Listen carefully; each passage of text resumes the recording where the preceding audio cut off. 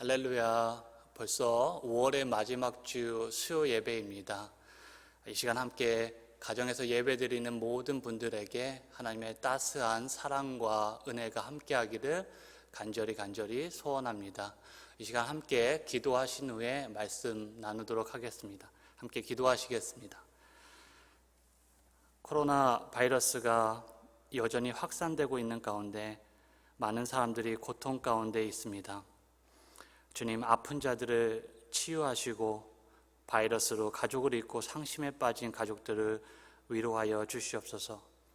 일선에서 사력을 다해 치료에 전념하는 의료진들, 그리고 병원 담당자들, 그리고 정부기관 가운데 주님 함께하여 주시기를 이 시간 기도드립니다. 또한 교회를 위해서 기도합니다. 제4대 담임 목사 청빙이 잘 마무리될 수 있도록 우리가 한마음으로 기도합니다. 주님의 인도하신 가운데 모든 것이 이루어지게 하옵소서. 우리 자녀들에게 갑작스럽게 찾아온 이 코로나 바이러스 상황으로 많은 기회를 잃어버리고 상심에 빠진 학생들을 위로하시고, 하나님 특별히 졸업을 앞두고 입학을 앞둔 학생들이 다음 단계로 잘 적응할 수 있도록 그들을 붙잡아 주시고 함께하여 주시옵소서. 코로나 바이러스로 인해 일자리를 잃고 경제적 어려움에 처한 지체들에게 주님의 돕는 손길이 함께하기를 이 시간 간절히 기도합니다. 교회의 리더들과 목회자들이 영육 강건히 설 수 있도록 주여 함께하여 주시옵소서. 이 시간 주님 한 분만이 우리의 하나님 되시고 능력의 주 되심을 우리가 기억하며 주의 이름을 높이며 예배합니다. 주님, 우리의 예배를 받아주시옵소서. 풀은 마르고 꽃은 시드나 우리 하나님의 말씀은 영원함을 이 시간 고백합니다. 우리에게 하나님의 변함없는 그 진리의 말씀을 허락하여 주시옵소서.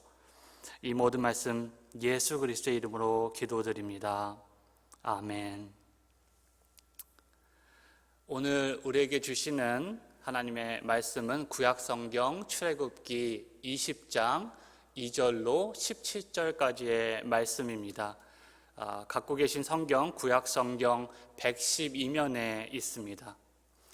우리가 너무나 잘 알고 있는 십계명에 관한 말씀입니다. 우리 함께 하나님의 말씀을 봉독하고 말씀 나누도록 하겠습니다. 나는 너를 애굽 땅 종 되었던 집에서 인도하여 낸 내 하나님 여호와니라. 너는 나 외에는 다른 신들을 내게 두지 말라. 너를 위하여 새긴 우상을 만들지 말고 또 위로 하늘에 있는 것이나 아래로 땅에 있는 것이나 땅 아래 물속에 있는 것에 어떤 형상도 만들지 말며 그것들에게 절하지 말며 그것들을 섬기지 말라. 나는 내 하나님 여호와는 질투하는 하나님인즉 나를 미워하는 자의 죄를 갚되 아버지로부터 아들에게로 3, 4대까지 이르게 하거니와 나를 사랑하고 내 계명을 지키는 자에게는 1000대까지 은혜를 베푸니라. 너는 내 하나님 여호와의 이름을 망령되게 부르지 말라. 여호와는 그의 이름을 망령되게 부르는 자를 죄 없다 하지 아니하리라. 안식일을 기억하여 거룩하게 지키라. 엿새 동안은 힘써 내 모든 일을 행할 것이나 일곱째 날은 내 하나님 여호와의 안식일인즉 너나 내 아들이나 내 딸이나 내 남종이나 내 여종이나 내 가축이나 내 문 안에 머무는 객이라도 아무 일도 하지 말라. 이는 엿새 동안에 여호와가 하늘과 땅과 바다와 그 가운데 모든 것을 만들고 일곱째 날에 쉬었습니다.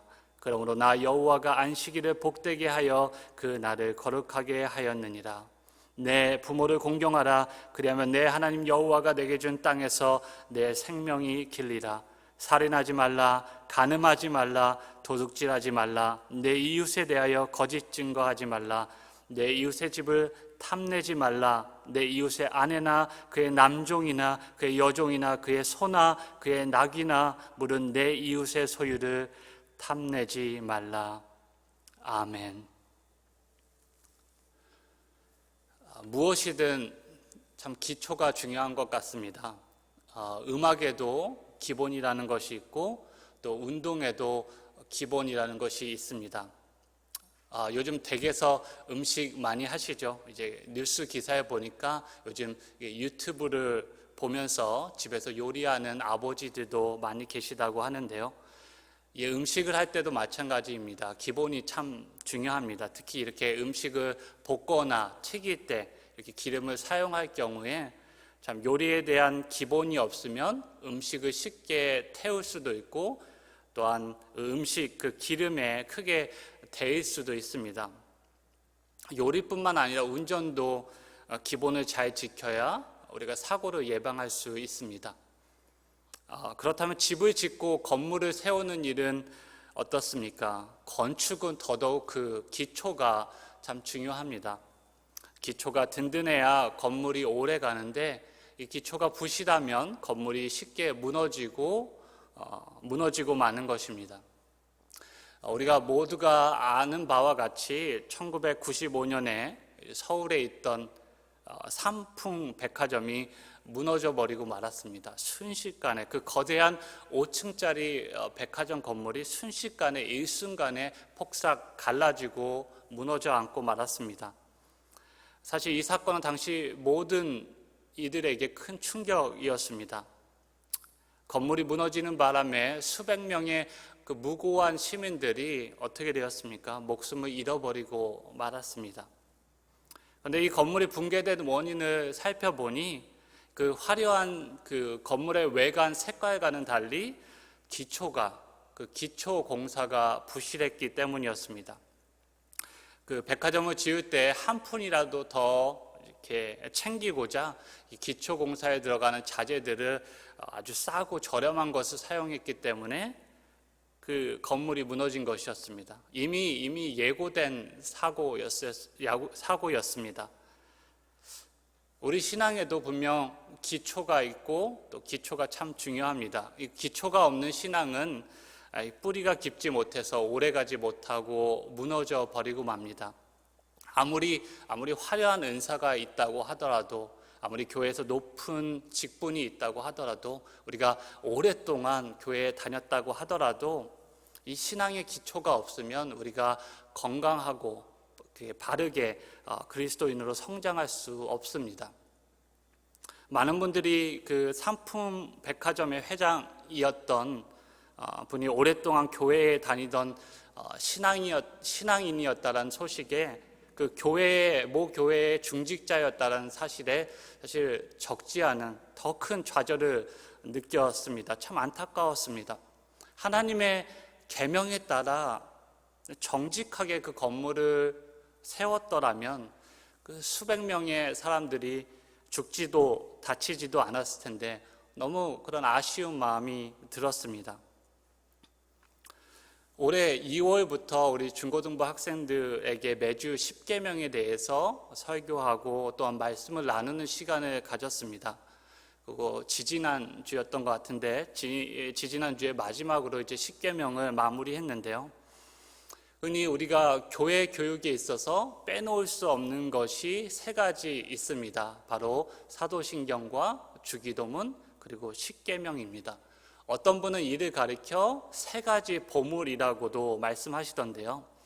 교회가 이 세 가지 보물만 잘 가르쳐도 성공한 교회 교회 교육이라는 생각이 듭니다. 이제 특별히 그 교회 어린 유치부 친구들이 이렇게 고사리 같은 손을 모으고 주기도문을 외우고 10계명을 외울 때면 어른들 눈에서 무엇이 떨어집니까? 우리 그 모습이 얼마나 예쁜지 어른들 눈에서 꿀이 뚝뚝 떨어집니다. 그래서 부모님들은 그 모습을 비디오로 촬영하시고 또 간직하시고 또 다른 사람들에게 자랑하시지요.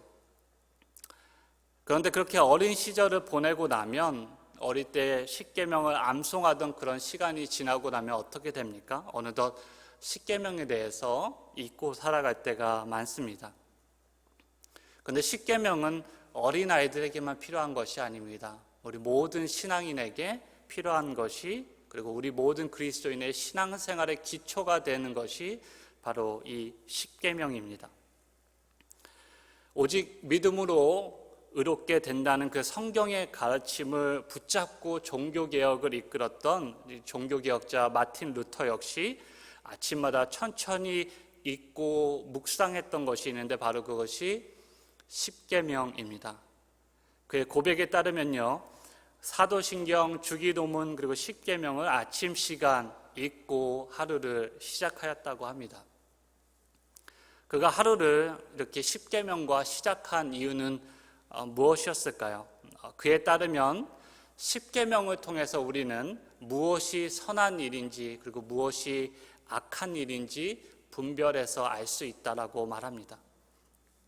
사실 우리는 점점 더 선악의 경계가 사라지는, 무엇이 정말 선한 일이고 무엇이 악한 일인지 이 선악의 경계가 점점 사라져가는 시대에 살고 있습니다. 성경의 그 전통적인 도덕적인 가치들이 도전받고 또 사람들에게 무시받는 그런 시대를 살고 있습니다.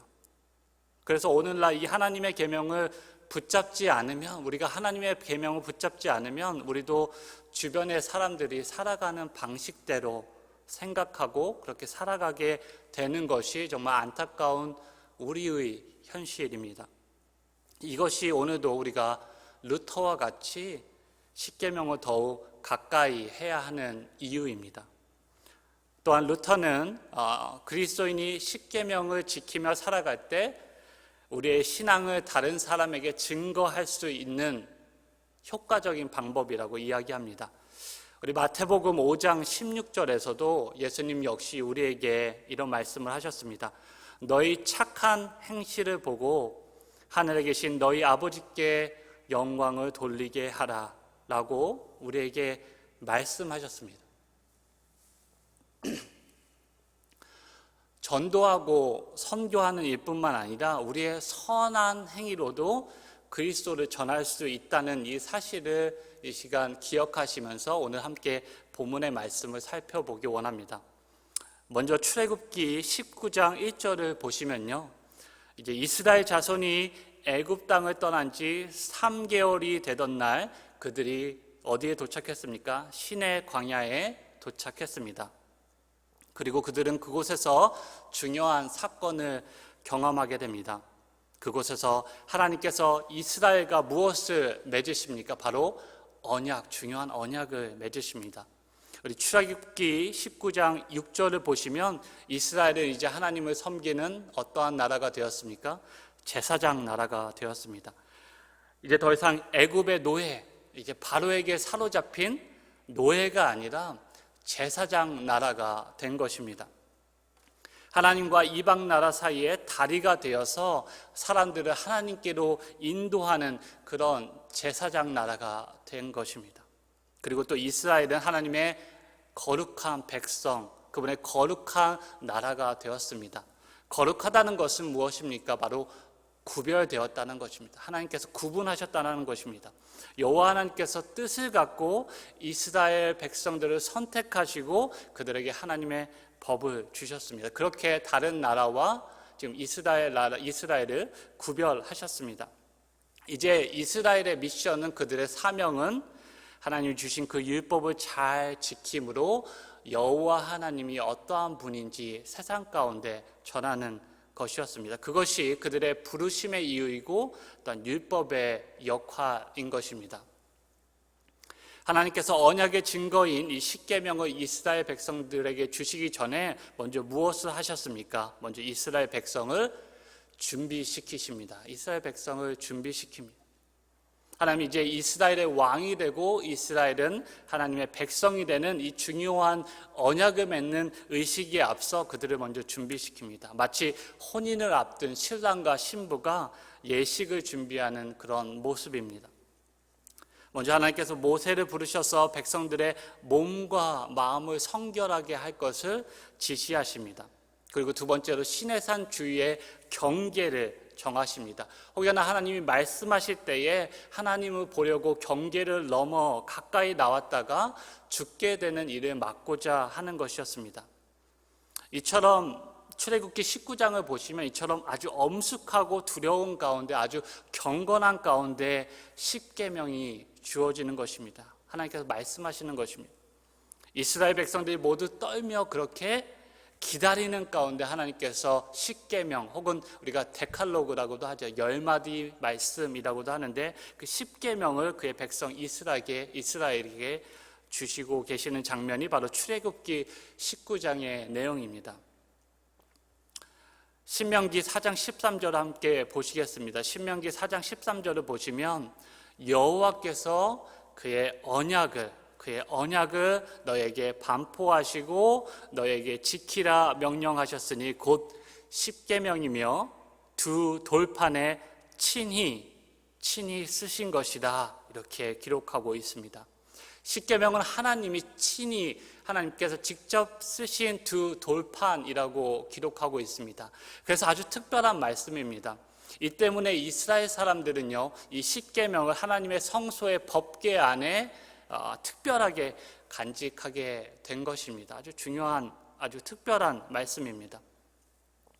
우리도 이 십계명을 아주 특별하게, 진지하게, 소중하게 간직하기를 소원합니다. 하나님의 언약의 표지로 주신 이 하나님의 말씀을 가볍게 여기고 잊고 사는 것이 아니라 우리 삶 가운데 소중하게 간직하며 그렇게 따라가기를 소원합니다. 어떤 분들은 이 십계명을 두 돌판에 주신 이유를 이제 십계명의 앞부분인 하나님과 인간 사이에 이렇게 수직적인 차원의 계명을 한 돌판에 쓰시고, 또 나머지 돌에는 이제 인간과 인간 사이에 이런 수평적인 차원의 계명을 나머지 돌에 기록하여 주셨다. 그래서 돌판이 두 개다라고 말씀하시는 분도 계십니다.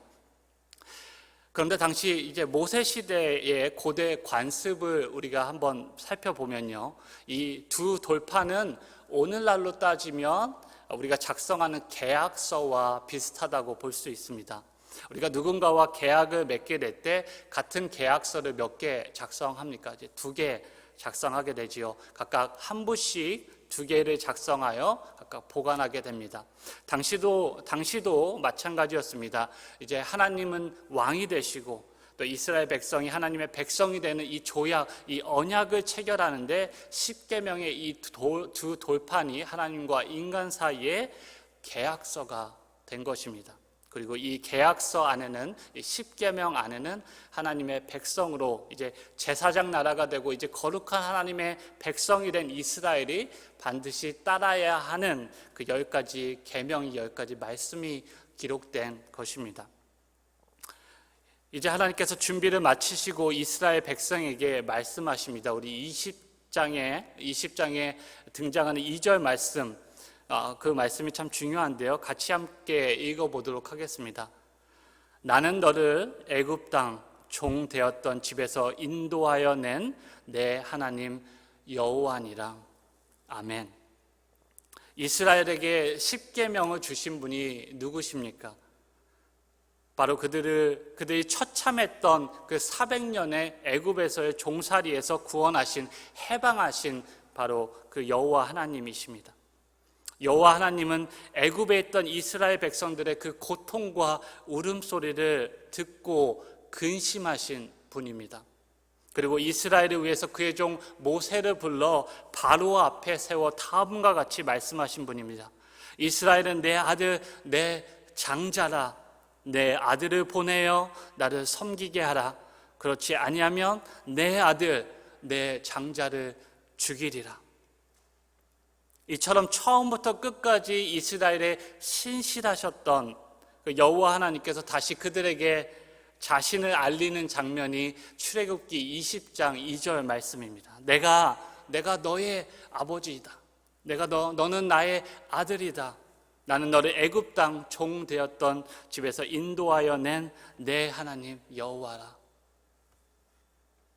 처음부터 끝까지 여호와 하나님은 이스라엘 백성에게 은혜였습니다. 처음부터 끝까지 여호와 하나님은 이스라엘을 위한 하나님이셨습니다. 처음부터 끝까지 여호와 하나님은 이스라엘 백성에게 필요한 모든 것이 되었습니다. 그들에게 아버지 되시고요, 그들을 애굽에서 인도하여 홍해를 건너 구원한 구원자가 되십니다. 이스라엘에게 이 여호와 하나님 외에 무엇이 더 필요하고 무엇이 더 중요하겠습니까?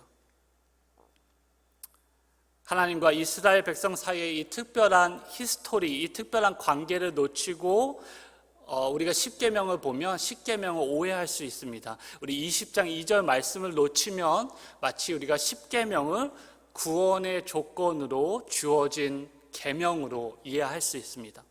십계명을 또 다른 억압의, 또 다른 종살이의 시작으로 이해할 수 있습니다. 하지만 십계명이 언제 주어졌습니까? 애굽 땅에서 주어졌습니까? 그렇지 않죠. 홍해를 건너기 전에 주어졌습니까?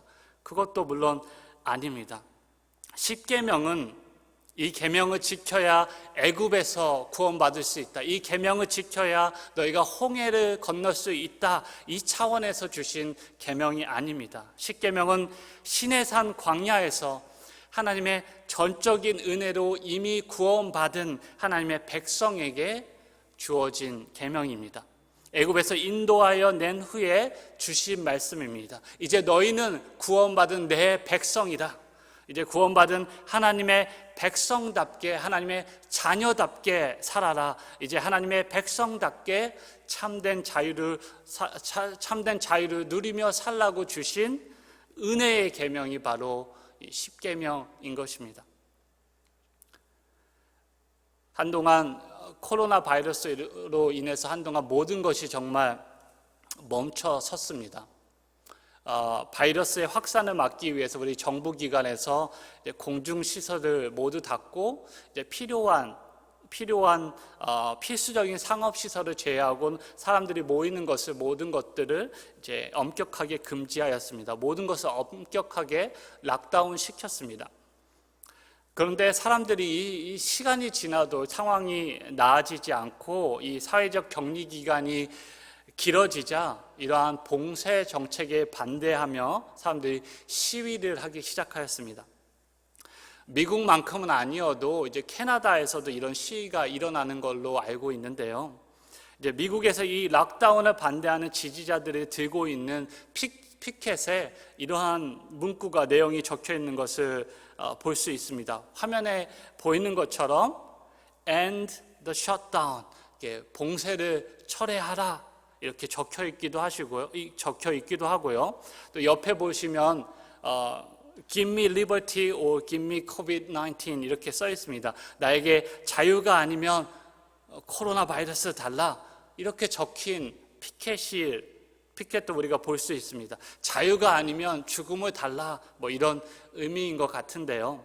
아마 미국과 같이 이제 개인의 권리와 개인의 그런 절대적인 선택, 개인의 자유가 강조되는 나라에서 그런 문화에서만 볼 수 있는 아주 진기한 장면이지 않을까 싶습니다. 하지만 이러한 자유에 대한 생각은 내가 원하는 것을 내가 원할 때 언제든 행할 수 있는 자유는 사실 방종에 가깝습니다. 성경의 관점에서 진정한 자유는 반드시 책임이 있는 자유를 의미합니다. 책임이란 무엇입니까? 우리가 책임을 의미하는 영어 단어를 한번 보시겠습니다. 책임을 의미하는 영어 단어 responsibility를 한번 보시면 그 뜻을 좀 더 쉽게 알 수 있습니다. 이제 책임을 뜻하는 영어 단어 responsibility는 이제 response, 반응하다라는 단어와 뭐뭐 할 수 있는 능력을 의미하는 ability가 서로 합쳐진 단어입니다. 즉 책임이란 반응할 수 있는 능력을 나타내는 것입니다. 성경에서 이야기하고 있는 자유는 바로 이러한 반응할 수 있는 책임 있는 자유를 의미합니다. 성경에서 말하는 자유는 하나님께 반응할 수 있는 자유, 하나님의 말씀에 반응할 수 있는 능력이 있는 자유를 의미하는 것입니다. 성경에서 이야기하고 있는 자유는 나를 둘러싼 이웃, 내 이웃의 필요에 반응할 수 있는 그런 자유를 진정한 자유라고 이야기하고 있습니다. 기독교인의 자유는 하나님에 반응하는 자유이고 내 이웃에 반응하는 자유입니다. 기독교인의 자유는 하나님 안에서의 자유이고 내 이웃과 함께하는 자유를 이야기하는 것입니다. 성경에서 이야기하고 있는 진정한 자유란 이처럼 분명한 경계와 책임이 있는 자유를 이야기합니다. 얼마 전에 어떤 분이 써놓은 글을 본 적이 있는데 이런 글을 쓰셨습니다. 열차가 달리려면 철로 위에 있어야 하고 물고기가 자유롭게 다니려면 물속에 있어야 한다. 이렇게 말씀하셨습니다. 참 맞는 이야기인 것 같습니다. 마찬가지로 하나님의 형상으로 지음받은 우리도 동일하게 하나님 안에서, 하나님 말씀 안에서 온전히 진정한 자유를 누릴 수 있는 것입니다. 우리가 하나님의 형상임을 거부하고 하나님처럼 되려 할 때 우리는 그 경계를 넘게 되고 결국 철로를 이탈한 열차와 같이 물속을 뛰쳐나온 물고기와 같이 우리의 인생도 비극적으로 끝나게 되는 것입니다. 하나님처럼 되려 했던 사탄의 모습을 한번 생각해 보십시오. 하늘을 호령하던 그 천사가 경계를 넘어서 하나님처럼 되려고 했을 때 결국 땅을 기어다니는 그런 뱀의 비천한 모습으로 추락하지 않습니까? 많은 분들이 계명하면 좀 부담스럽게 생각하거나 나를 이렇게 구속하는 그런 느낌을 받으실지 모르겠습니다.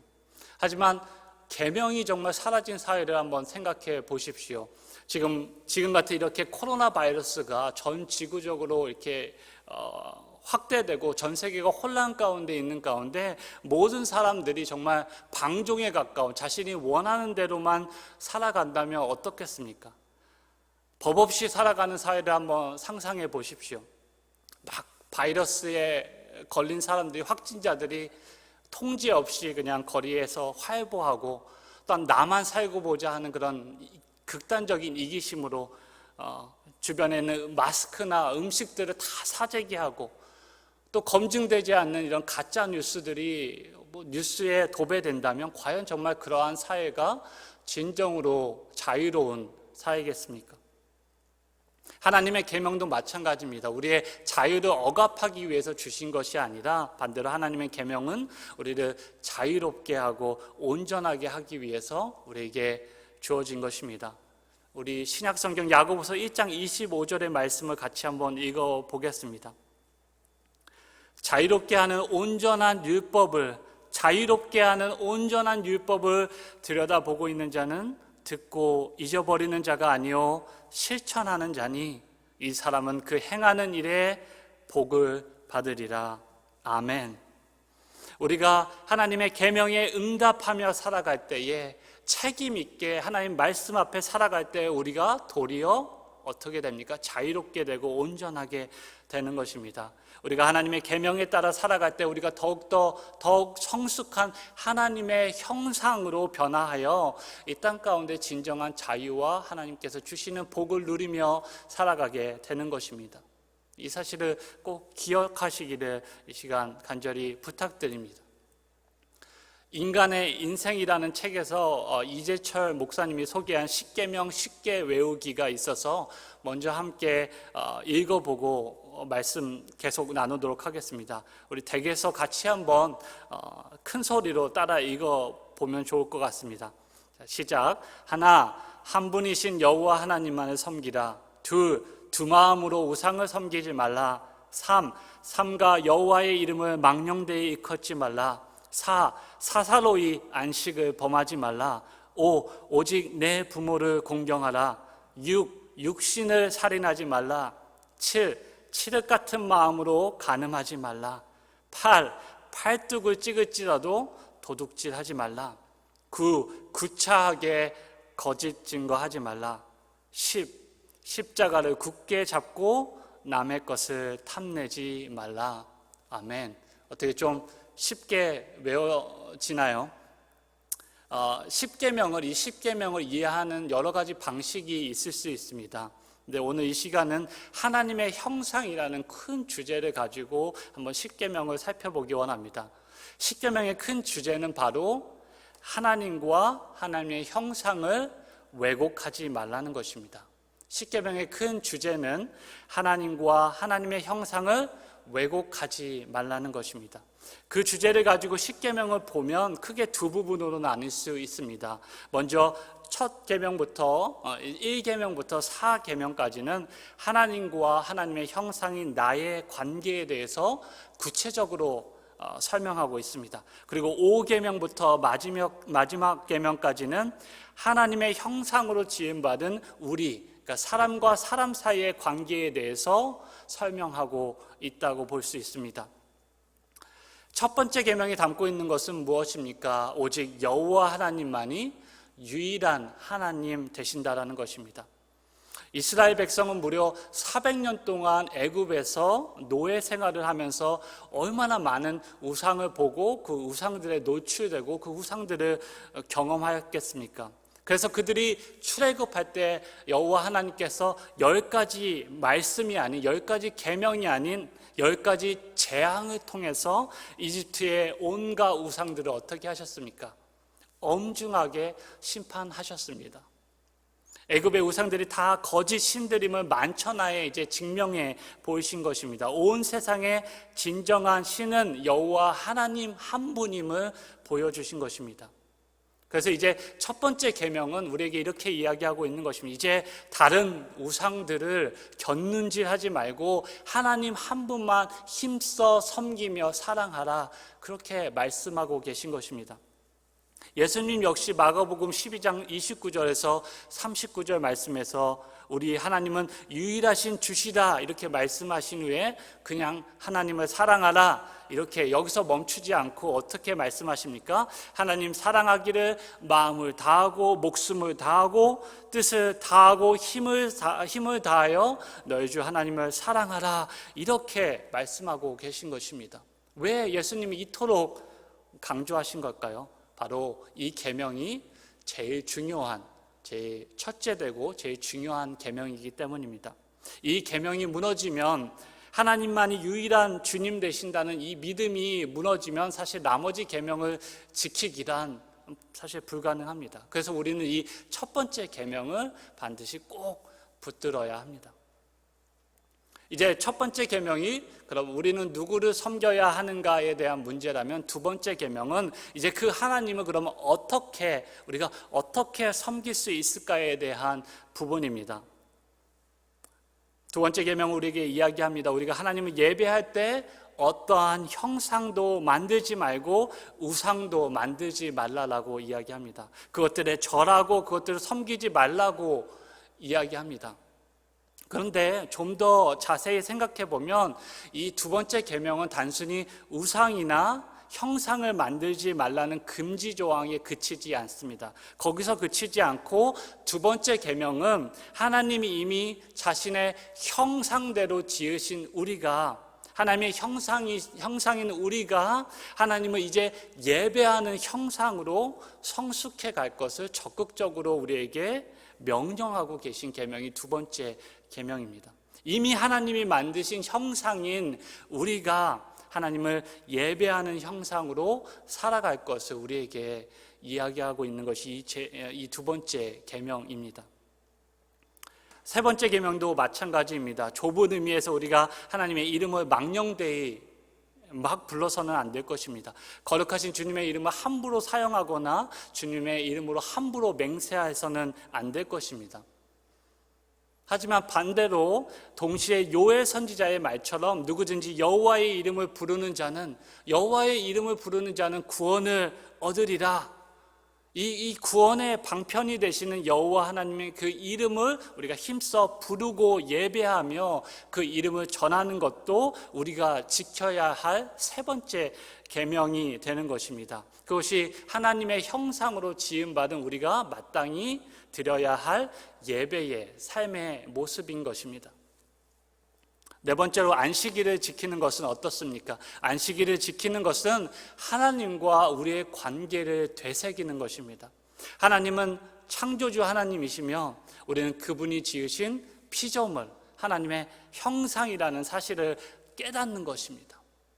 하나님과 나 사이의 그런 경계를 인정하는 시간이 바로 안식일입니다. 나의 한계를 이제 인정하고 하나님의 크심을 인정하는 시간이 바로 안식일의 정신입니다.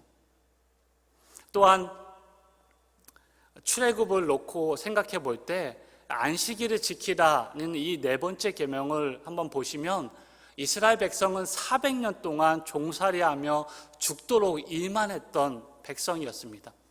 그들에게 이 안식하라, 쉬라라는 이 메시지는 정말 자유의 메시지였습니다. 애굽 땅에서 지푸라기로 벽돌을 만들며 노예로서 살던 그들에게 안식이, 쉼이 어디 있었겠습니까? 그런데 오늘 그들을 향해서 하나님께서 이야기하십니다. 그들을 가리켜 이렇게 이야기합니다. 하나님 안에서, 내 안에서 쉬라, 이렇게 이야기하고 계신 것입니다. 이제 더 이상 너희는 노예가 아니다, 이렇게 이야기하고 계시는 것입니다. 이제 너희는 여호와 하나님을 삶의 주인으로 모시는 백성이다, 이렇게 알려주고 계신 것입니다.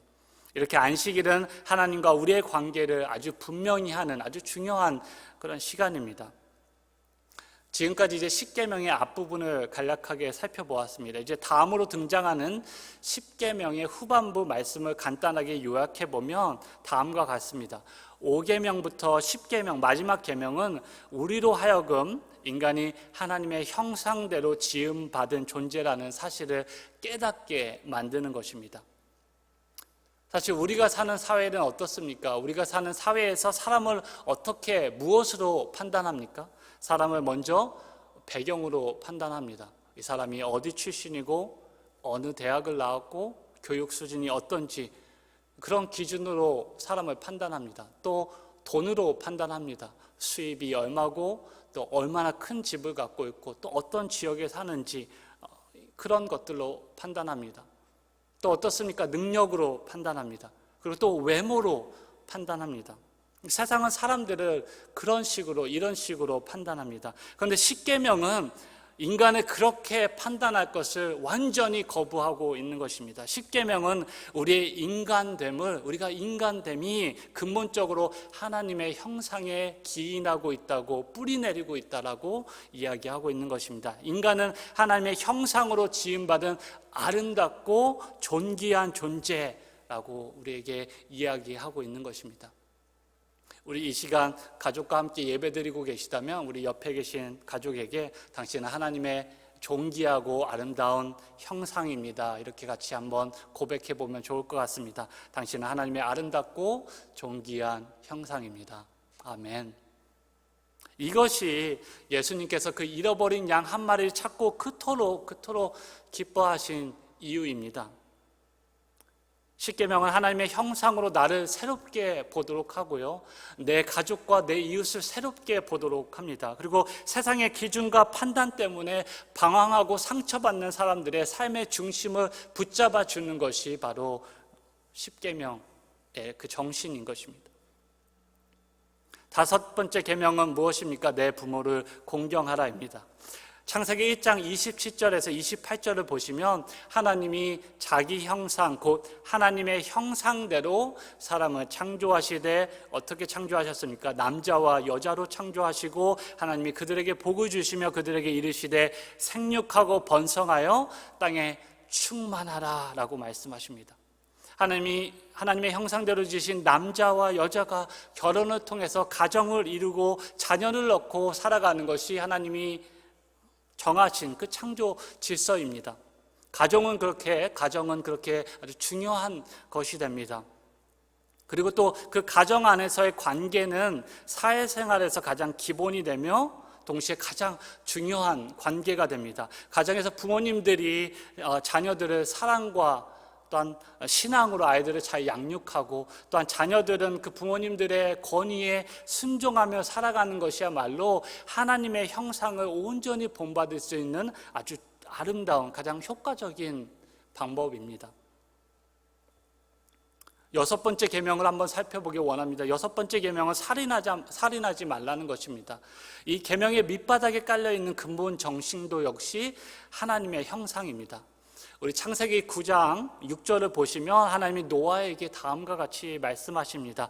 다른 사람의 피를 흘리면 그 사람의 피도 흘릴 것이니 이는 하나님이 자기 형상대로 지으셨음이니라. 아멘. 우리가 하나님께 불순종하고 죄로 말미암아 타락하였지만 그렇다고 해서 우리 안에 있는 하나님의 형상이 온전히 사라지거나 소멸된 것은 아닙니다. 여전히 우리는 하나님이 자신의 형상대로 지은 그런 존귀하고 아름다운 존재인 것입니다. 그래서 무고한 사람의 피를 흘리는 것, 생명을 죽이는 것, 형제를 비방하고 욕하는 것, 그 모든 것이 사실 하나님이 지으신 형상을 모욕하는 것이고 우리를 지으신 하나님께 도전하는 것이 되는 것입니다. 간음은 어떻습니까? 하나님이 세우신 가정을, 하나님이 창조 질서에 따라 세우신 그 가정을 허물고 파괴하는 것이기 때문에 하나님께서 강력하게 금지하고 있는 것입니다. 마지막 계명에서도 내 이웃을 탐내지 말라, 내 이웃의 배우자를 탐내지 말라 하신 이유도 같은 의미입니다. 하나님이 세우신 가정을 파괴하는 그 어떤 것도 하나님은 분명 미워하시고 심판하신다라고 이야기하고 있습니다. 그런데 신약 성경을 보시면 마태복음 5장 27절에서 28절에서 예수님은 이 간음하지 말라 이 계명을 더 확대해서 다음과 같이 우리에게 말씀하고 계십니다. 또 간음하지 말라 하였다는 것을 너희가 들었으나 나는 너희에게 이르노니 음욕을 품고 여자를 보는 자마다 마음에 이미 간음하였느니라.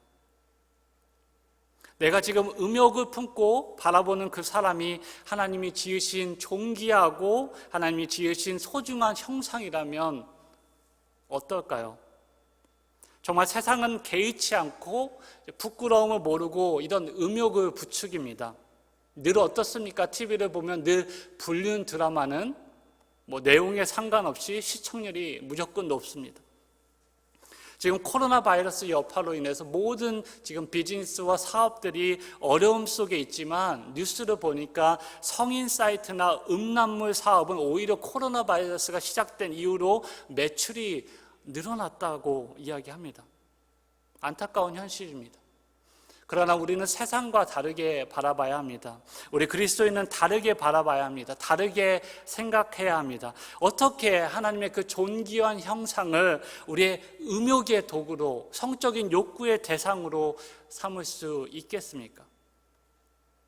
다음 계명 도둑질하지 말라, 내 이웃의 소유를 탐내지 말라, 모두 다른 사람의 소유를 부당하게 내 것으로 만드는 것입니다. 거리에서 야, 이 도둑놈아 이렇게 외치면 열이면 열다 사람들이 뒤돌아본다고 합니다.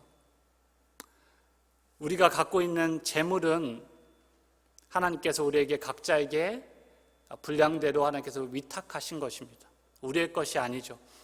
어떠한 사람은 많게, 어떠한 사람은 적게 주셨지만 본질적으로 우리가 갖고 있는 소유는 모두 하나님의 것입니다. 하나님의 것입니다. 따라서 도둑질하는 것은 이제 개인의 남의 소유만 침해하는 것이 아니라 물질의 주인 되시는 하나님께도, 하나님 앞에서도 범죄하는 것입니다. 또 반대로 생각해 보면 이건 내 재산, 이건 내 돈이야 이렇게 움켜쥐는 것 역시 도둑질하는 것입니다. 하나님께 것을 도둑질하는 것입니다. 하나님께서 우리에게 의탁하신 것을 도둑질하는 것입니다. 우리에게 맡겨진 것을 도둑질하는 것입니다. 또한 8번째 계명을 보면 그 8번째 계명이 우리에게 요구하는 것은 하나님이 은혜로 주신 것을 필요한 상황에 따라서 사용해야 한다는 것입니다. 지금 우리 교회에서 진행하고 있는 이제 코로나 바이러스로 인해서 어려움에 처한 이웃들에게 이웃을 돕고 그들을 위해서 기부하는 것, 또한 사회적으로 지금 어려움에 처한 사람들을 위해서 음식을 모으는 것, 음식을 도네이션 하는 것, 이 모든 것들이 사실은 이 8번째 계명을 지키며 사는 것이 됩니다. 그리고 마지막으로 살펴볼 계명입니다. 거짓을 말하는 것은 진리이신 하나님의 모습을 본받는 것이 아니라 거짓의 압이 되는 마귀를 따라 사는 것입니다. 사탄을 의미하는 헬라어 단어 디아볼로스라는 말 자체가 비방하는 자, 거짓말하는 자라는 뜻입니다. 그래서 우리가 거짓말할 때에, 우리가 거짓을 따라 살아갈 때에, 그 진리를 추구하지 않고 거짓을 따라갈 때에, 혹은 우리가 거짓으로 우리의 이익을 추구할 때 우리는 하나님의 형상대로 살아가는 것이 아니라 마귀의 형상을 쫓아 살아가는 것임을 우리가 반드시 기억해야 하는 것입니다. 이 거짓으로 가득 찬 세상 가운데 우리는 하나님의 형상대로 진실하게 살아가야 할 것입니다. 십계명을 지키는 일이 우리가 다 살펴봤지만 간략하게 살펴봤지만 십계명을 지키는 일이 쉬운 일은 아닙니다. 저도 설교하면서 느끼지만 매주 이 설교를 준비하면서 얼마나 부끄럽고 또 얼마나 하나님 앞에서 또 부끄러웠는지 모릅니다. 이 십계명을 온전히 지키기란 사실은 불가능합니다. 형제를 미워하는 자마다 살인하는 자요, 이성을 보고 음욕을 품는 자마다 간음하는 자라고 이야기하시지 않으셨습니까? 그리고 죄의 뿌리가 되는 그 탐심으로부터 우리가 온전히 자유로울 수 있는 삶이 어디 있겠습니까? 정말 힘든 일이죠. 불가능한 일입니다. 그럼에도 불구하고 우리가 포기하고 위축되지 않고 하나님이 주신 그 은혜의 계명, 십계명을 붙잡고 살아가야 하는 이유는 그것이 하나님을 전하는 일이기 때문입니다. 그것이 우리의 사명이기 때문입니다. 그것이 우리를 제사장 나라요 하나님의 거룩한 백성으로 부르신 그 이유에 합당하게 살아가는 삶이기 때문입니다. 우리가 십계명을 따라 살아갈 때 하나님의 그 아름다운 형상을 세상 가운데 밝히는 것이기 때문에 우리가 좌절이 있을지라도 우리가 다시 일어나 그 십계명을 붙들고 살아가야 하는 것입니다. 하나님이 분명 그 일을 기뻐하시기 때문입니다. 우리도 루터의 습관처럼 아침 시간 하루를 시작하며 말씀도 같이 보지만 십계명을 마음에 새기며 하루를 그렇게 시작해보면 어떨까요? 날마다 십계명이 우리의 삶을 도전하는 그런 정말 복된 인생 사시기를 주님의 이름으로 축원합니다. 우리가 하나님의 계명, 그 십계명을 따라 살아가는 삶은 계속되는 것입니다. 긴 신앙의 여정입니다. 그래서 우리가 안주하지 말고 계속 우리 십계명이 나를 도전하고 그것으로 인해서 우리가 계속 앞으로 나아가도록 해야 합니다. 그래서 나아가다 보면 어쩔 때는 우리가 하나님의 그 십계명 앞에 당당하게 설 때도 분명히 있을 것입니다. 하지만 또 곧 넘어질 수도 있습니다. 또 넘어질 수 있습니다. 하지만 이 길이 오늘 살펴본 바와 같이 나를 온전히 진정으로 자유롭게 하는 길임을 우리가 분명히 알고 다시 일어나 걸어갈 수 있기를 기도합니다.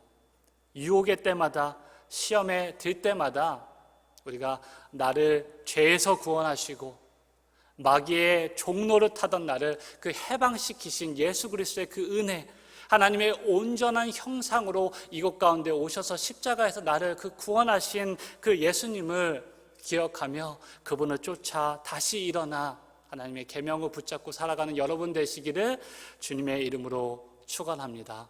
아멘. 이 시간 함께 기도하고 예배 마치도록 하겠습니다. 이 시간 함께 기도하겠습니다. 우리를 하나님의 백성으로 삼아주신 그 은혜에 감사드립니다. 죄의 노예가 되어 세상의 우상을 쫓아 살던 우리를 주님의 놀라운 은혜로 구원하심에 하나님 감사드립니다. 이제 하나님의 자유롭게 하는 그 계명에 따라 이 세상 가운데 온전히 살아가게 하시옵소서. 이 시간 하나님이 누구인지 그리고 나는 누구인지 내 주변의 이웃은 누구인지 깨닫게 하심에 이 시간 감사드립니다. 죄로 인해서 소멸되어 가던 우리 안에 하나님의 형상을 예수 그리스도의 은혜를 통해 새롭게 하심에 감사드립니다. 이제 자유를 위하여 우리를 부르셨으니 사도 바울의 고백처럼 오직 사랑으로 종로를 타게 하시옵소서. 하나님의 온 마음과 뜻과 정성을 다해 사랑하게 하시옵소서. 내 이웃을 내 몸과 같이 사랑하게 하시옵소서. 우리 모두가 아침마다 주의 계명을 묵상하며 하나님의 말씀의 중심을 잡고 살아가는 우리 모두 될 수 있도록 주님 날마다 역사하여 주시옵소서. 이 모든 말씀 예수 그리스도의 이름으로 간절히 기도드립니다. 아멘. 이 시간 함께 주 기도문을 고백함으로 예배 마치도록 하겠습니다. 하늘에 계신 우리 아버지여, 이름이 거룩히 여김을 받으시오며 나라가 임하시오며 뜻이 하늘에서 이루어진 것 같이 땅에서도 이루어지이다.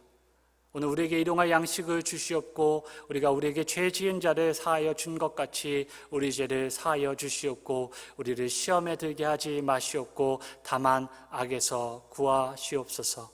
나라와 권세와 영광이 아버지께 영원히 있사옵나이다. 아멘.